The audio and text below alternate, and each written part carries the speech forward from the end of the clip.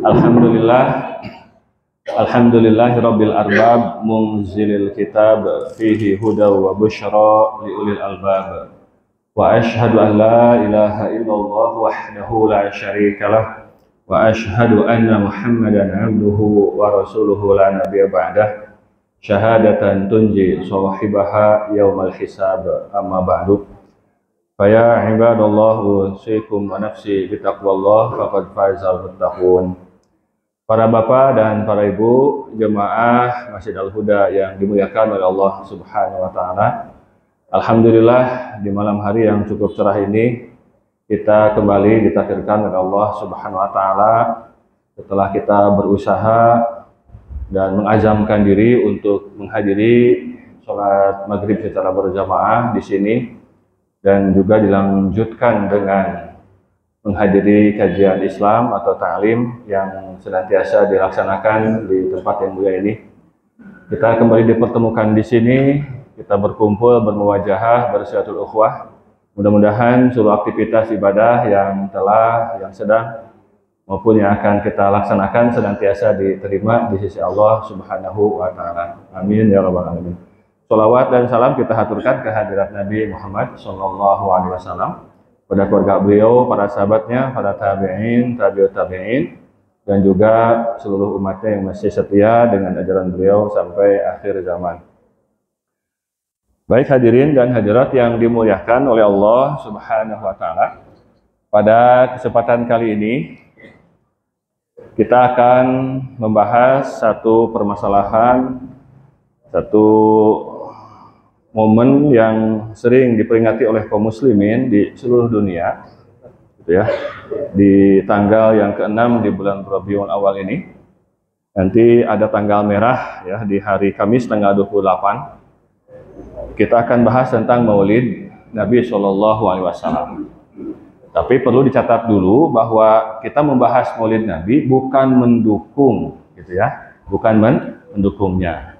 Insya Allah kita di sini, ya kan, binaan dari PW Persis DKI Jakarta, di Muhammadiyah, di Al-Irsyad, ya kan, Wahdah Islamiyah, mungkin di Salafi dan lain sebagainya, itu mereka mengambil pendapat yang tidak melaksanakan Maulid, gitu.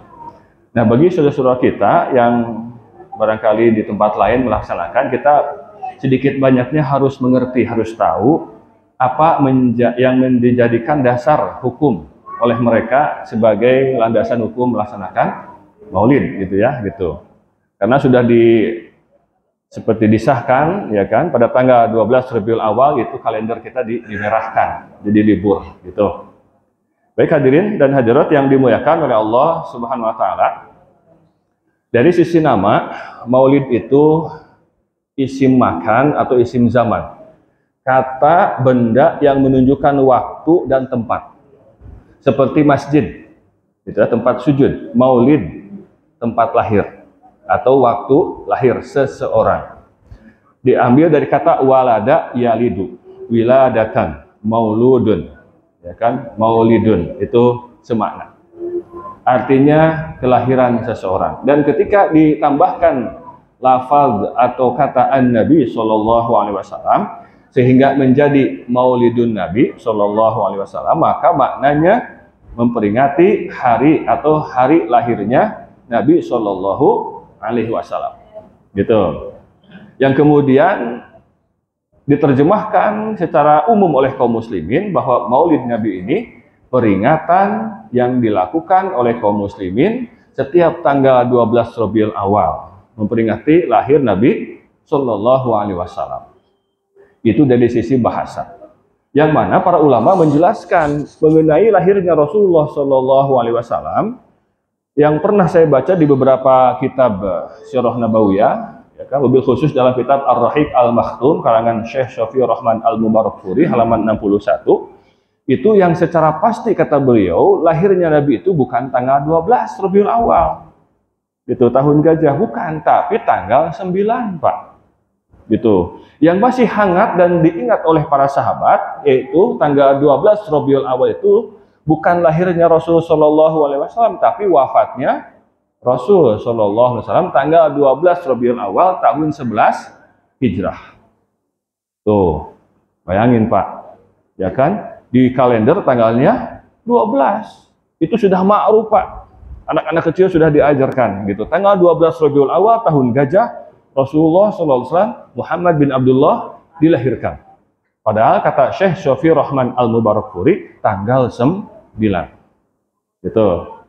Ya kan, yang benarnya kata beliau tanggal 9. Sebab ketika Rasul lahir itu orang-orang Arab, ya kan, tetangga-tetangganya Pak Abdullah, kalau bahasa kita sekarang, gitu, orang tuanya Nabi ketika ya kan lahir Nabi Muhammad, ya kan, mereka nggak sadar, nggak tahu bahwa anak yang dilahirkan pada hari Senin di bulan Rabiul Awal tahun gajah ketika Abraha dan pasukannya ingin menghancurkan Ka'bah, ternyata di kemudian hari jadi seorang nabi akhir zaman, gitu. Tapi ketika Rasul lahir itu sudah dicatat Pak, para sahabat sudah banyak, bayangkan Pak, ya kan, sudah banyak, sudah pandai-pandai, pinter diingat-ingat, dicatat. Abu Hurairah mencatat, para ahli yang lain juga mencatat, mengingat-ingat minimal gitu. Dan orang Arab terkenal ingatannya kuat gitu. Tanggal 12 Rabiul Awal tahun 11 Hijriah Rasulullah. Ini dari sisi bahasa Pak ya. Jadi Maulid Nabi itu lahirnya Nabi Shallallahu Alaihi Wasallam. Kita sudah tahu Pak tanggal berapa yang pastinya?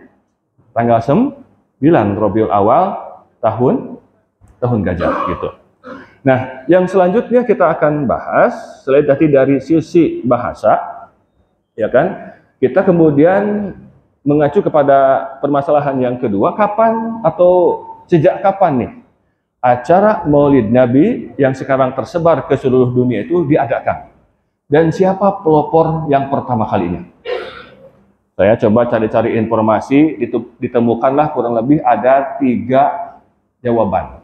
3 pendapat. Yang pertama, ada pendapat yang mengatakan bahwa Maulid Nabi ini pertama kali dilaksanakannya adalah di Mesir. Ketika Daulah Bani Fatimiyah atau Daulah Ubaidiyah itu menguasai Mesir. Yang sebelumnya mereka menguasai daerah Maroko. Gitu. Dan ketika mereka menguasai Mesir, ya kan, Mesir bisa ditaklukkan, maka Daulah Bani Fatimiyah ini kemudian mengadakan Maulid Nabi dan juga maulid yang lainnya sampai ada 6 jumlahnya. Maulid Nabi yang pertama Sallallahu Alaihi Wasallam, kedua Maulid Hasan, juga Maulid Husain, udah 3 tuh, Maulid Ali, Maulid Fatimah, juga Maulid Raja yang berkuasa saat itu. Ini disebutkan oleh beberapa keterangan bahwa yang pertama kali mengadakan Maulid adalah Daulah Bani Fatimiyah, ya kan? Ketika mereka menguasai Mesir, ya kan, dipimpin oleh seorang panglima yang bernama Jauhar As-Sukili. As-Sukili ini orang Sokalia, orang Sicilia dari Itali, kan? Dialah yang kemudian mendirikan sebuah masjid pada saat itu bernama Jami'ul Qahirah, Masjid Kairo. Gitu. Nah, lewat masjid inilah kemudian ajaran Bani Fatimiyah yang bermadhab Syiah Ismailiyah, gitu, mengajarkan harus bermaulid Nabi SAW setiap tanggal 12 Rabiul Awal. Jadi mereka lah yang kemudian disebutkan oleh para sejarah yang mula-mula mengadakan Maulid Nabi Shallallahu Alaihi Wasallam. Nah, mengapa mereka mengadakan Maulid? Ya kan? Ternyata di beberapa keterangan disebutkan bahwa untuk menampakkan kecintaan kepada Nabi Shallallahu Alaihi Wasallam dan dikarenakan mereka mengaku sebagai keturunan dari Fatimah Az-Zahra, gitu, putri Rasul Shallallahu Alaihi Wasallam. Rasul punya berapa putrinya Pak? Putranya?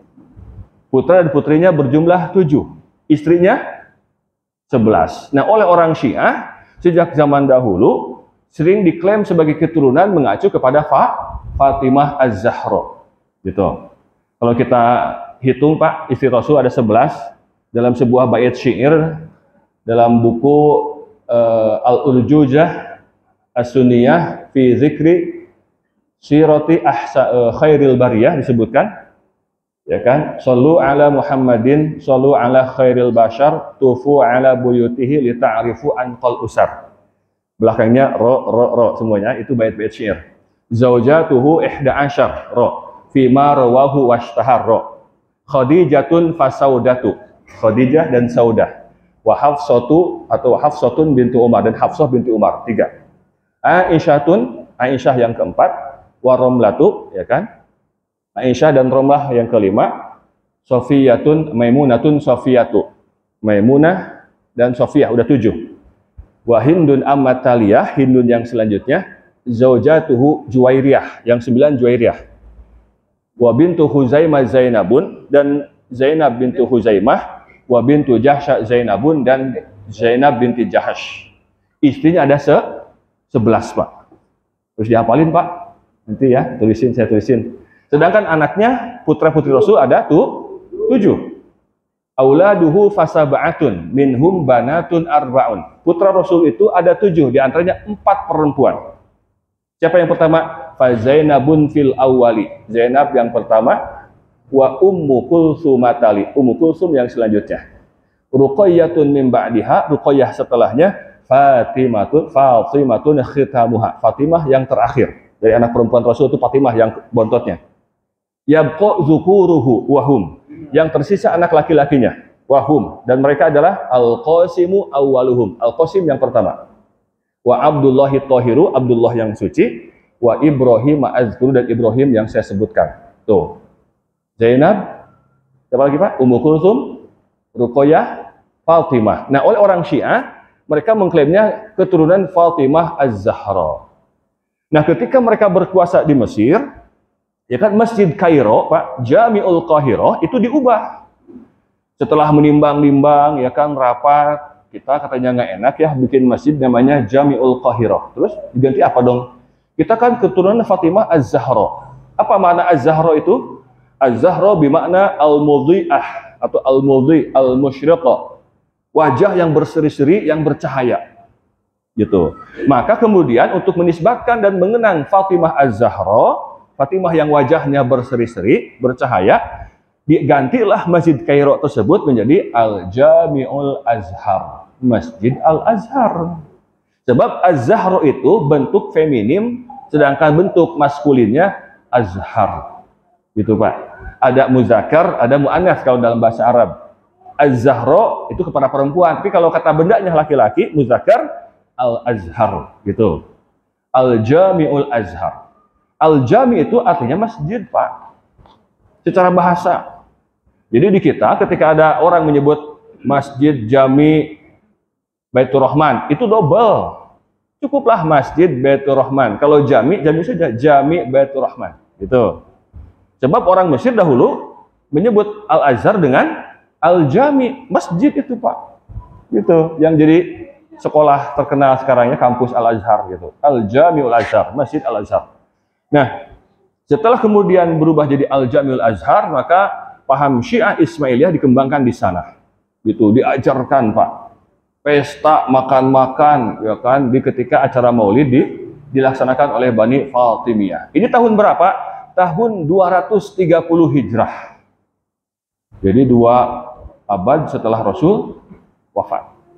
230 Hijriah baru kemudian ada pesta atau acara Maulid Nabi. Ketika zaman sahabat nggak ada, tabi'in, tabi'ut tabi'in tidak ada, tiba-tiba ada yang melaksanakan. Itu adalah orang-orang Syiah. Yang disebutkan kemungkinan dasar mereka melaksanakan Maulid ini karena dahulu kan Mesir ketika dikuasai oleh mereka bertetanggaan dengan Palestina. Dan di Palestina, ya kan, sisa-sisa orang-orang yang dahulunya Romawi, itu ya, maaf, beragama Nasrani masih banyak, ya kan. Di Lebanon sekarang pun banyak, ya kan, yang masih Nasrani, itu kan. Jadi Arab itu bukan Muslim semua, ada yang beragama non-Muslim, gitu, pilihan mereka. Nah, ketika bersinggungan, ya kan, dilihat kok mereka rame-rame, ya kan, memperingati lahirnya Nabi Isa, maka dibuatlah versi Muslimnya, Pak, Maulid Nabi. Itu dimungkinkan seperti itu. Baik, ini yang pertama. Yang kedua, ada pendapat yang mengatakan bahwa Maulid Nabi ini dilaksanakan dan diadakan bukan oleh orang Syiah katanya, tapi yang kedua justru oleh Salahuddin Al-Ayyubi menurut pendapat kedua. Ketika beliau perlu untuk memobilisasi kaum muslimin ketika kaum muslimin diserang oleh orang-orang salibis. Gitu. Perang salib gitu kan, mulai berdatanganlah katakanlah ke situ. Nah, Salahuddin Al-Ayyubi ya kan kemudian mengingatkan dan kemudian mengajak pada kaum muslimin untuk berjihad. Yang saat itu katanya disebutkan bahwa kaum muslimin lemah. ya kan? Semangat jihadnya turun gitu. Maka ketika dikisahkan bahwa Rasul itu tidak hanya duduk, tidak hanya ngajar, tidak hanya di masjid, tapi berjihad gitu.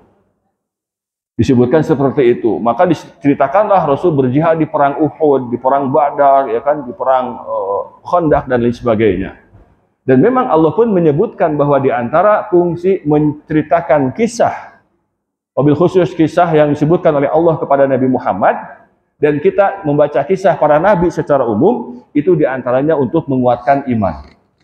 Gitu, menguatkan hati, Pak. Al-Quran surat Hud ayat yang ke-120 disebutkan, wa kullan naqussu 'alaika min amba'ir rusuli ma nuthabbitu bihi fuadak. Dan semuanya, wahai Muhammad, kami kisahkan kepada engkau kisah-kisah para nabi, tujuannya ma nuthabbitu bihi fuadaka. Sesuatu dengan kisah itu yang bisa menguatkan hatimu, wahai Muhammad, gitu. Jadi jangan sampai Nabi Muhammad sedih gara-gara berdakwah disambit, dilempari batu, terus baper, ya aku nggak diterima ya, gitu. Wahai Muhammad, lihat para nabi sebelummu, lihat para nabi itu tangguh, gitu. Kamu mah enak, engkau enak, wahai Muhammad, ketika lahir itu kan ada orang tua, walaupun pada meninggal diurus oleh kakek, oleh paman, gitu kan. Lihat Nabi Yusuf, kecil sudah dibenci oleh saudara-saudaranya, cemplungin ke sumur, diangkat oleh orang, ya kan, dibawa, diselamatkan, dijual belikan sampai jadi budak. Jadi budak dibeli oleh seorang yang kaya, ya kan, pejabat di Mesir. Istrinya malah menggoda, masuk penjara, difitnah, di penjara tahunan, bukan sebentar. Gitu. Tuh katanya, lihat para nabi kisahnya gitu. Nih ada nabi yang digergaji, tuh Nabi Zakaria, ada yang dibeginikan, ada yang begitukan. Mereka tangguh, sabar menjalani dakwah. Akhirnya Nabi Muhammad kuat hatinya. Nah, kita pun ketika disampaikan kisah para nabi jadi kokoh. Ya kan? Wasbir kama sabaro ulul azmi minar rusul. Bersabarlah engkau ya Muhammad sebagaimana sabarnya ulul azmi dari para rasul, gitu. Jangan sampai baperan. Baru dakwah sekali dihadirin cuma 2 orang, ya nggak ada orang nih, kapok gitu kan. Enggak, harus tangguh gitu.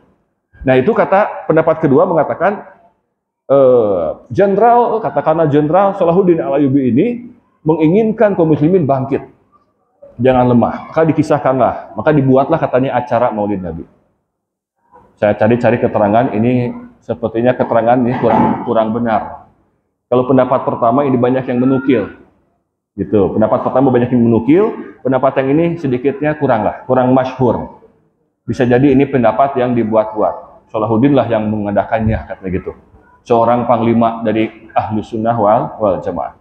Dan kemudian yang ketiga disebutkan bahwa yang melaksanakan Maulid Nabi itu seorang raja dari Ahlus Sunnah wal Jamaah yang dahulu berkuasa di sebuah kota yang namanya Erbil atau Erbil gitu, sebelah utara kota Baghdad.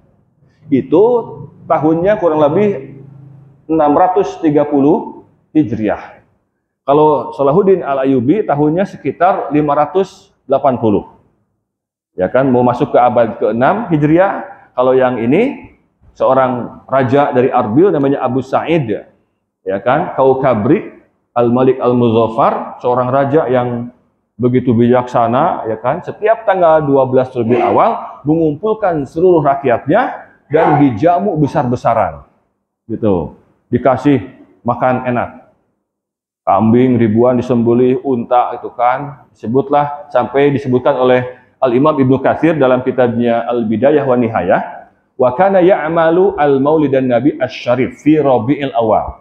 Dan Raja Al-Malik Al-Muzaffar ini, ya, Abu Sa'id Kaukabri ini mengadakan Maulid Nabi yang mulia di bulan Rabiul Awal. Wa kana yahtafilu bihi ihtifalan haila. Dan dia mengadakannya dengan pesta besar-besaran. Bukan lagi besar, buasar. Apa-apa kalau bahasa Jawanya gitu kan. Buasar sekali gitu. Sampai hailan, hail itu besar gitu. Mungkin bukan 1.000 orang, 1.000 orang, 2.000 orang, 10.000, 50.000, 100.000. Wah, Masya Allah itu. Itu kata Al-Imam Ibnu Katsir dalam kitabnya Al-Bidayah wa Nihayah, bahwa beliaulah yang mengadakan pesta Maulid Nabi Shallallahu Alaihi Wasallam. Gitu. Itu saya kutipkan pada halaman 160 jilid yang ke-7, Al-Bidayah wan Nihayah. Nah, hadirin yang dimuliakan oleh Allah Subhanahu wa taala dan hadirin semuanya. Nah, bagi kita ya kan, ketika sudah minimalnya mengetahui tentang maknanya, terus sejarahnya dan tokoh yang mempeloporinya gitu. Kita harus mengerti bagaimana sih mereka kok bisa mengadakan Maulid. Apa dalil-dalilnya? Kita coba dengarkan pendapat si fulan ya kan, apa yang dia inginkan nih dengan Maulid ini. Pendapat yang disampaikan oleh para ulama yang berpendapat bahwa dibolehkannya Maulid Nabi ini, ya kan, dari para syekh di Mesir itu kan, para ulama yang kemudian menyetujui hal ini, di antaranya mereka mengutip Al-Quran surat Yunus ayat yang ke-58. Jadi dikarenakan Pak, dalam kaidah usul fikih ada disebut dengan al-musbitu yutlabud dalil. Orang yang mengatakan ada sesuatu ibadah, sesuatu acara, harus diminta dalilnya. Jadi kita minta, Pak, mana dong dalilnya? Kok ada maulidan? Kita harus cinta Nabi, Pak Ustadz. Ini dalilnya. Coba dibaca. Begitu dibaca, ada kalimat qul bi fadlillahi wa bi rahmatihi fabidzalika falyafrahu huwa khairum mimma yajma'un. Katakanlah wahai Muhammad, dikarenakan karunia Allah dan rahmat dari Allah Subhanahu wa taala, oleh karena itu hendaklah kalian bergembira. Sebab rahmat dan karunia Allah itu lebih bagus daripada harta dunia yang dikumpul-kumpul, gitu. Khairum mimma yajma'un. Tuh, Nabi itu kan diutus sebagai rahmat. Kita gembira. Ini ayatnya, gitu. Kita colek, Pak. Tolong dong baca ayat sebelumnya. Ayat ini tentang apa? Ternyata tentang Al-Quran, Pak. Ayat ini. Ya ayuhan nasu qad ja'atkum mau'izatum mir rabbikum wa syifaa'un lima fis sudur wa hudaw wa rahmatun lil mu'minin.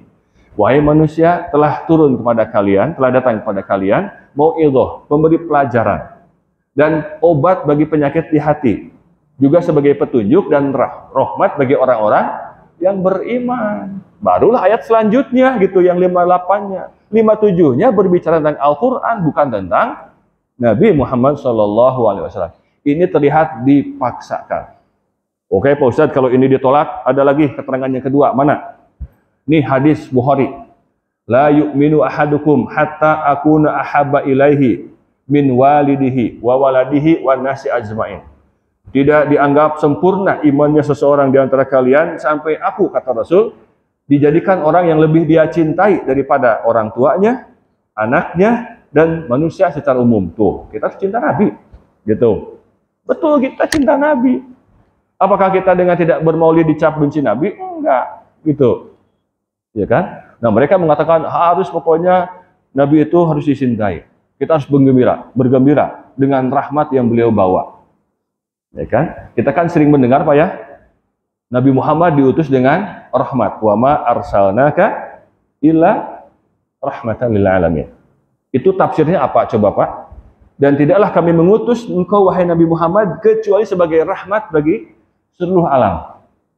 Tafsirnya itu yang insya Allah lebih kuat pendapatnya dari Ibnu Abbas, bahwa setiap para nabi ya kan, ketika diutus oleh Allah Subhanahu wa taala, ada yang beriman, ada yang menolak. Maka yang menolak dihancurkan. Betul Pak? Betul. Nabi Nuh dihancurin, tenggelam. Nabi Solih bangkang. Umatnya Nabi siapa lagi? Hud ya kan? Umatnya Nabi siapa lagi? Pokoknya dihancurkan lah. Gitu yang membangkang. Ya kan? Tapi untuk Nabi Muhammad tidak. Nah, inilah fungsi atau makna dari wa ma arsalnaka illa rahmatan lil alamin. Gitu. Kata Ibnu Abbas, lil mu'minina wal kafirin.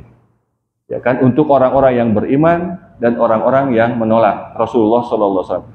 Fa ammal mu'minuna alladziina yu'minuna billahi, ya kan, wal yaumil akhir wa yu'minuna bi Muhammadin wa ma jaa'a bihi, ya kan, faqad kamulat rahmatullahi alaihim. Gitu kan? Maka bagi orang-orang yang beriman kepada Allah, kepada hari kiamat, kepada Rasulullah dan ajarannya, maka mereka sudah sempurna mendapatkan rahmat di dunia dan di akhirat. Gitu. Tapi wa ammal kafiruna la yu'minuna billah wal yaumil akhir wa la yu'minuna bi Muhammadin wa ma jaa'a bihi, ya kan? Minal haqqi. tidak beriman kepada Allah, tidak beriman kepada hari kiamat, tidak beriman kepada ajaran yang dibawa oleh Nabi Muhammad SAW, surifa anhumul azab fid dunya. Maka mereka di dunia disingkirkan dari azab. Enggak diazab gitu, Pak. Inilah maknanya wa ma arsalnaka illa rahmatan lil alamin. Jadi orang di luar Islam, ya kan, harus berterima kasih kepada Nabi Muhammad SAW. Andai kata konsepnya seperti yang dahulu, beriman atau enggak saya hancurkan, kata Allah. Beriman atau enggak saya hancurkan.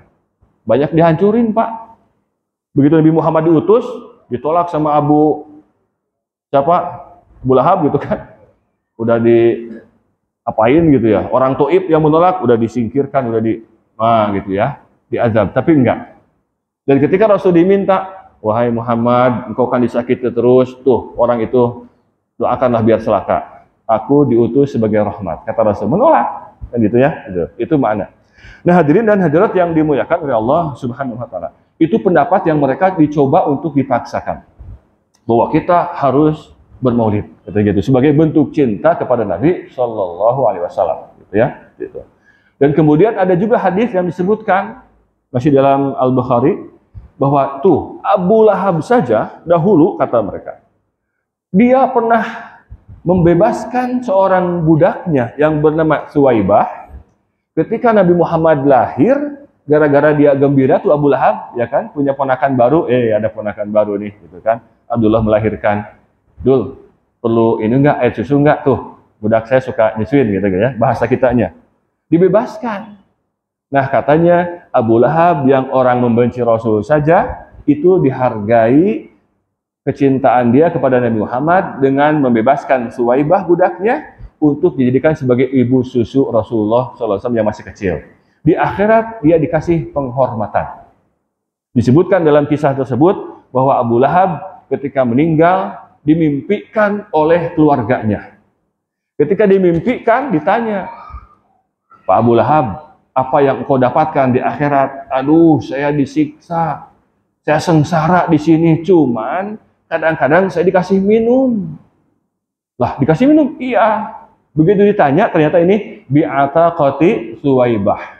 Dengan sebab aku memerdekakan Suwaibah jadi ibu susunya Nabi Muhammad SAW ketika beliau masih bayi.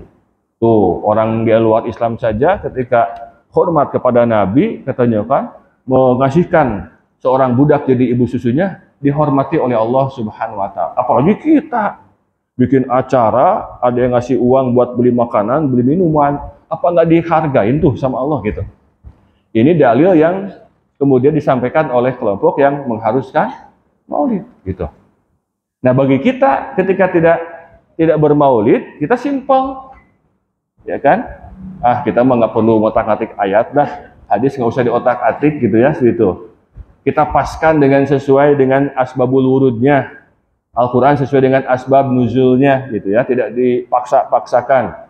Yang nggak sesuai dipaksakan supaya sesuai gitu kan. Kita tidak bermaulid bukan berarti kita tidak cinta kepada Nabi. Gitu. Bukan berarti kita benci kepada keluarga Nabi, tidak. Tetap insya Allah semua muslim dimanapun cinta kepada Nabi Shallallahu alaihi wasallam. Buktinya ibadah dilaksanakan. Ya kan? Rasul menyuruh sholat, kita sholat, ada saumnya, sedekah, ya kan? Ada kegiatan-kegiatan yang mungkin menyantuni anak yatim dan lain sebagainya, itu ya kan ibadah-ibadah yang Rasul sebutkan. Kita mengikuti jejak langkahnya, mengikuti sunnah-sunnahnya Rasulullah Shallallahu alaihi wasallam. Kita kemudian mengikuti pendapat yang tidak mengadakan maulid, sebab para ulama dalam hal ini yang berpendapat tidak ada maulid, ya kan? Ada Syekh Utsaimin, Syekh bin Baz, ya kan, Ibnu Taimiyah, ya kan? Juga kalau mungkin di ulama sekarang di sini ya dari Persisnya, di Muhammadiyah, ya kan? Dari mungkin Alisya dan seterusnya, itu berpendapat sama dengan kita insyaallah taala, tidak mengadakan maulid Nabi sallallahu. Sebab mereka mengacu kepada zaman Rasul. Zaman Rasul tidak dilaksanakan. Zaman sahabat juga tidak. Zaman tabi'in juga tidak. Zaman tabi'ut tabi'in tidak dilaksanakan. Padahal mereka adalah orang yang paling cinta kepada Nabi, gitu. Apakah cinta mereka dianggap kurang? Ya kan? Gara-gara mereka tidak bermaulid gitu. Bagaimana coba bayangkan sahabat Rasulullah SAW, ya kan, dari Abu Bakar, Umar, Uthman, Ali, Masya Allah, ya kan, yang punya harta berkorban dengan harta sampai Abu Bakar ya, habis-habisan, Uthman juga sama, Abdurrahman bin Auf juga sama, yang punya tenaga dengan tenaga, yang punya keberanian dengan keberaniannya, wah Masya Allah, gitu kan, itu saking cintanya membela Rasulullah SAW. Kata Syekh Utsaimin, kita kalau membandingkan cinta kita dengan mereka, nggak ada apa-apanya cinta kita mah, ya kan, dengan para sahabat, ya gitu, dengan para sahabat, dengan para tabiin, mereka lebih cinta kepada Nabi Shallallahu Alaihi Wasallam. Nah, kenapa kita yang umat katakan akhir zaman, ya kan, sudah jauh dari Rasul 1400 tahun, kok melaksanakan gitu sebuah acara yang Rasul tidak kerjakan, yang kemudian para sahabat pun tidak, tabi'in tidak, tabi'ut tabi'in pun tidak. Simpel kita mah, gitu ya, gitu. Ketika ngobrol, saya mah ikut Rasul aja deh, sama sahabat, sama tabi'in, tabi'ut tabi'in. Mereka tidak mengadakan, gitu kan. Nah, yang terjadi di kita, ya kan, kalau mungkin dahulu, ketika zaman Daulah Bani Fatimiyah, gitu ya, pesta, ya kan, kemudian barangkali mengagungkan Rasul, mengagungkan Ali, Fatimah, Hasan, Husain, dan raja yang saat itu berkuasa, ya kan, bisa saja diisi dengan mungkin acara yang hura-hura, gitu kan, wallahu alam seperti apa kegiatannya, gitu ya. Yang jelas mereka bermadhab Syiah Ismailiyah, dan Syiah bukan panutan bagi kita, gitu, ya kan. Ada yang menyebutkan bahwa tokoh pembina utama atau pengasas, pendiri Daulah Bani Fatimiyah ini disinyalir kalau tidak orang Persia, dia orang Yahudi, gitu. Ubaidullah Al-Mahdi Billah, dia disinyalir orang Yahudi, ya kan, untuk barangkali mengacaukan akidah kaum muslimin, ya kan, dengan mengadakan acara tersebut, gitu. Akhirnya kan ketika dilaksanakan kesini, nah, ada pro dan kontra, ya kan. Kalau ini dianggap sebagai ibadah, perlu dalil, kan gitu. Kalau taklim ada, Rasul mencontohkan taklim, gitu kan. Zaman Rasul taklim ada, Pak. Zaman Rasul ngajar kepada para sahabat, gitu. Kepada ibu-ibu ada jadwal khusus, gitu. Walaupun mungkin jamnya tidak seperti saat ini. Mungkin Rasul kalau ngajar jam berapa, Pak Ustaz? Ya kan? Bebas, gitu ya. Ngajarnya bebas waktunya. Rasul ngejanjikan mungkin dengan para ibu lain, dengan yang jadwal para bapak, gitu. Yang jelas taklim ada sejak zaman Rasulullah SAW, dan dianjurkan. Thalabul ilmi fardhatun ala kulli muslimin. Mencari ilmu wajib bagi setiap muslim. Para ulama sepakat, ya kan, dari para imam sepakat. Bahkan ada, saya pernah berkunjung ke rumah kawan, di rumahnya ada kaligrafi. Saya baca kan, man fatahu ta'limu waqta syababihi fakabbir alaihi arba'an liwafatihi. Barang siapa yang tidak belajar di waktu mudanya, takbirkan saja 4 kali, dianggap wafat, sudah wafat. Jadi para ibu nih, kalau punya suami nggak mau ngaji, Allahu Akbar, Allahu Akbar, Allahu Akbar, Allahu Akbar, dianggap sudah meninggal, gitu ya kan. Bapak juga sama, mah ngaji nggak mau, Allahu Akbar. Kenapa Pak? Dianggap sudah meninggal, kata Imam Syafi'i, gitu kan. Takbirkan saja 4 kali, diwafati sebab nggak berguna, Pak. Coba, nggak pernah ngaji, nggak pernah belajar, gitu kan. Bacaan sholat perlu belajar, ya kan. Pengen ngaji Quran perlu belajar, gitu. Dan Rasul mengatakan thalabul ilmi adalah wajib, gitu kan, seperti itu. Pahalanya besar, manfaatnya besar, seperti itu. Tapi kalau maulid enggak. Misalnya, wahai para sahabat, adakanlah acara ingat-ingat saya lahir. Itu tidak, kan gitu ya. Tidak disebutkan. Sabda Rasul tidak ada, di firman Allah yang mengacu ke sana pun tidak ada, gitu. Akhirnya kelompok yang kedua ini, kita lebih bagus tawakuf, untuk kehati-hatian dalam ibadah itu, kita ada dalil baru kerjakan. Kalau nggak ada, udah diem deh. Para sahabat nggak ngerjain, tabiin nggak, tabiin juga nggak, kita pun nggak. Nah, simple, alhamdulillah, gitu ya, gitu. Dan saya ketika melihat yang mengadakan acara maulid, suka sedih, Pak. Sedihnya di mana? Acaranya mungkin maaf, bagus, pengajian, ngajarin sirah Nabi atau barangkali perjuangan Nabi, tapi yang satu ada ganjalan apa? Nutup jalan. Mau, ada maulid gitu kan, ketutup Pak, muter jauh gitu kan tuh. Itu dosa enggak kira-kira? Malam-malam jam 12 belum selesai, Pak. Ceramahnya kenceng lagi kan? Bayangin. Masyarakat hadir sih gitu kan? Yang tidak ikut acara ketika mau lewat situ ditutup, Pak. Ada maulid, puter. Jadi jauh. Sedangkan kata Rasul, imatatul adza 'anit thoriq sedekah. Mengambil duri, imatatul adza ya, mengambil duri di jalan itu sedekah. Ini nutup jalan. Kira-kira yang sunnah yang mana? Yang nutup jalan atas nama agama atau ngangkat duri? Gitu kan? Yang ngambil duri. Jalan itu milik umum, tidak boleh ditutup walaupun atas nama agama, Pak. Milik umum. Ya kan? Saya nggak setuju ketika ada orang sebelum apa gitu kan, wah ngaji-ngaji segala macam atau wiridan atau apalah gitu kan, lagu-laguan di masjid berbahasa Arab misalnya, ya kan? Coba keganggu yang sebelah mungkin, ya kan? Sebelah mungkin punya anak yang rewel gitu. Aduh ini berisik banget gitu ya gitu. Sedangkan langit ini milik umum. Jangan dilukai, jangan diganggu kenyamanannya. Ustadz azan juga mengganggu, kan azan saja. Allahu Akbar, udah. Begitu qomat di dalam, ada taklim, suara dalam gitu. Begitu kan kadang Masya Allah, ya kan, kasihan, ya kan, tetangga-tetangga yang mungkin ketika tinggalnya dekat masjid, bahkan saya pernah ada seorang ibu yang curhat, Pak Ustadz, bagaimana hukum saya ya? Kenapa Bu? Saya sering sholat maghrib diakhirkan. Kenapa alasannya diakhirkan? Nunggu speaker masjid berhenti tuh, mau sholat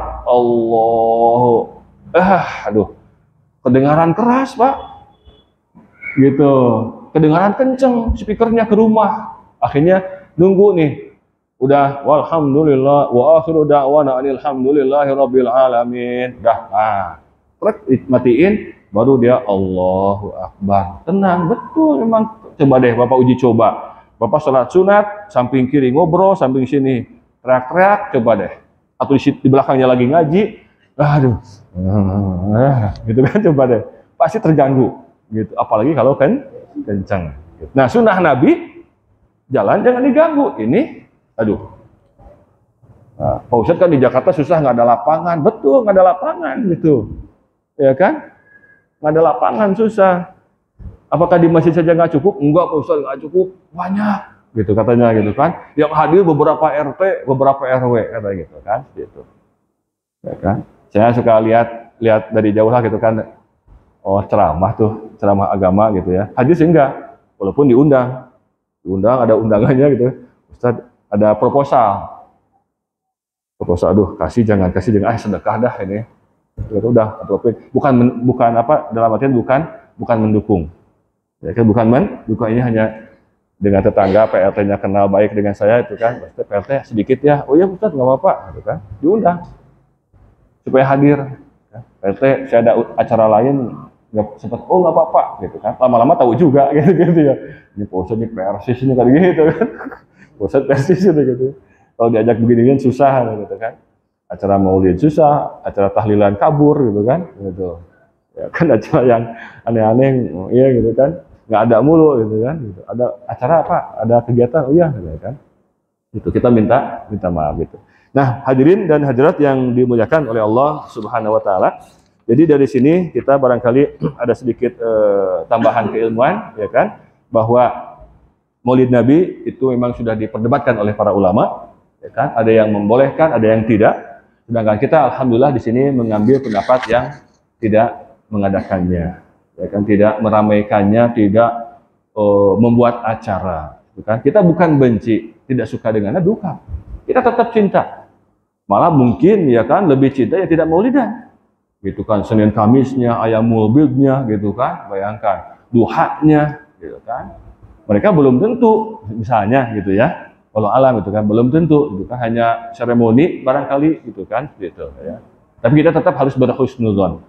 Ya kan, harus berhusnudzon, bertoleransi. Lana a'maluna walakum a'malukum. Bagi kami ibadah kami, amal kami, bagi kalian silakan. Bapak yakinnya maulid ya silakan. Tapi nggak bisa maksa, Pak Ustadz ikut loh. Kalau nggak ikut dicoret dari KRT-an ya. Dia jadi RT saya lagi, waduh ya kan. Ini udah pemaksaan nih kan gitu. Atau mungkin PRT-nya yang tidak maulidan, kamu kalau maulidan nih saya larang, oh nggak bisa juga, ya kan? Gitu, toleransi lah gitu ya, gitu. Mereka kita sesama muslim. Para ulama sebetulnya mengajak supaya rukun, tapi terkadang dari hal-hal yang seperti ini, ya kan, jadi pecah. Padahal kalau ketika ada musuh datang, Pak, musuh tidak milih-milih. Ini maulidan, ini enggak. Yuk kita sahabat yang maulid, enggak. Dia muslim, ini kunutan, ini enggak. Babat dua-duanya, Pak. Kalau datang musuh mah gitu. Nah, ketika kita berjihad perlu bareng-bareng gitu. Jadi udah silakan Pak, saya mah enggak, mohon maaf, ya kan nggak bisa ikut Pak. Gitu kan. Kalau misalkan diajak diskusi, ayo kita jelaskan. Nih Pak, pendapatnya gini. Mudah-mudahan bisa ikut dengan kita, gitu. Ya kan? Pak, ini dari Syiah loh Pak, gitu kan? Saya pernah menjelaskan di masjid. Dituduh Pak Ustadz ini ngebolehin maulid. Aduh, salah tanggap itu mah gitu kan.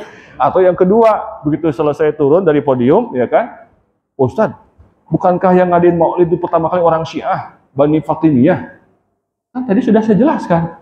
Kata yang sebelah, Bapak kemana aja? Oh, saya ngantuk. Gitu kan. Kata dia begini Pak, saya pikir khusyuk gitu kan.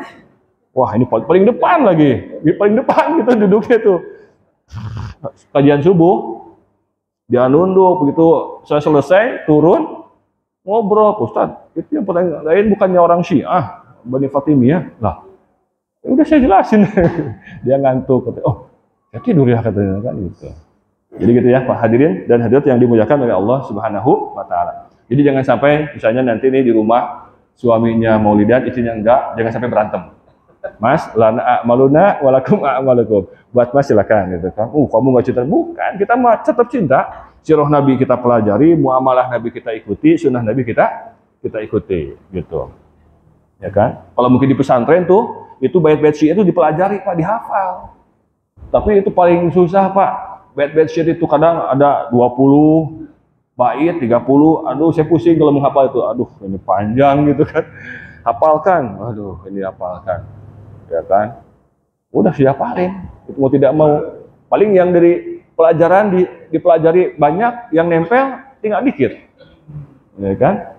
Di kulli syai'in idza mata nuqsanu fala yughara bi tibil 'aishi insanu hiyal umuru kama syahadtuha dualun man sarahu zamanun sa'athu azmanu wa hadhihi darulatu bi ala hadin wala yadumu ala halin lahashanu. Paling cuman 5-7 yang masih hafal, sisanya lupa gitu ya gitu. Ya kan? Tapi harus dihafalin. Nah, di antaranya ada bait-bait syair tentang tauhid, tentang syiroh, ya kan, tentang sastra yang lainnya, gitu kan. Itu dituliskan dalam bait syair, itu jadi mudah dihafal oleh para siswa.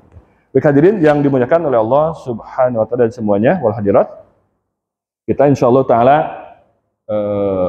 ya jangan sampai ini terkecoh, jangan sampai terpengaruh, ya kan, dengan mungkin ramainya acara peringatan Maulid Nabi Shallallahu Alaihi Wasallam. Kita tetap tidak mengadakan itu dalam artian bukan tidak cinta kepada Nabi, tapi justru kita insya Allah ingin melestarikan sunnah Nabi Shallallahu Alaihi Wasallam yang dahulu para sahabat, para tabi'in, tabi'in juga tidak melaksanakannya, ya kan? Dan bagi mungkin saudara kita yang biasa melaksanakan, mudah-mudahan dapat pencerahan. Mereka berpikir, gitu kan? Oh iya ya, Nabi aja nggak kerjain, nggak nyuruh, kok kita ngadain? Takutnya nanti dia dicap sebagai umat yang terusir dari telaga Rasul Shallallahu Alaihi Wasallam jika sering mengadakan sebuah perbuatan yang di luar konteks perintah Nabi Shallallahu Alaihi Wasallam. Baik hadirin dan hadirat, ini saja yang dapat saya sampaikan. Lebih kurangnya saya mohon maaf. Jika ada yang salah itu datang dari saya sendiri selaku manusia biasa yang penuh kekhilafan, dan jika ada yang benar itu datang dari Allah dan Rasulnya. Aqulu qouli hadza wa astaghfirullah li wa lakum. Wa'alafu minkum. Wassalamualaikum warahmatullahi wabarakatuh.